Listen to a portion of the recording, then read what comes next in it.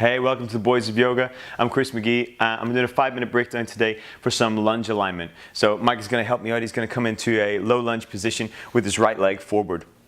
And when we get into the low lunge, we're thinking about the architecture of the front leg, the knee being directly above the ankle and the thigh running parallel to the floor. And you see Mike's lunge is great. He's lengthened out all the way to the very back of his left heel. If he were, say, bending into the left knee, put a little bend in there, this is what we're trying to avoid. We really want to get that extension, 2 lines of energy running through the body. So the crown of the head is reaching us forward on that angle. The shoulder blades are retracted and we're lengthening all the way throughout the back heel. So straighten that leg again, Mike. Lovely. As he's getting here, he's getting a nice stretch into the left side hip flexor, and he's pressing, releasing the hips down with every exhale. Now this is different to if we have a dropped knee lunge. So if you drop the back knee down to the ground, bring yourself up into a sort of a drop crescent position, lengthening the arms up overhead.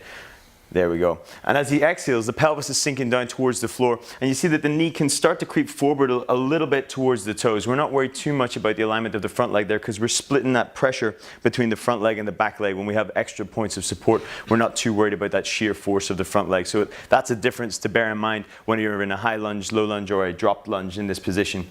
Now, if we were to extend the back leg and pick the left knee up here and Mike was to come into his full crescent lunge, we're just going to show a couple of variations with the upper body. So the first is obviously him extending, reaching to the very tips of the fingers, lengthening, opening into the shoulders, drawing the biceps by the ears, but keeping nice and strong through the front ribs, pulling in with the abdominals, activating the bandhas. And this is different from if he was to open into a back-bended lunge, where he's starting to lengthen and extend through the spine.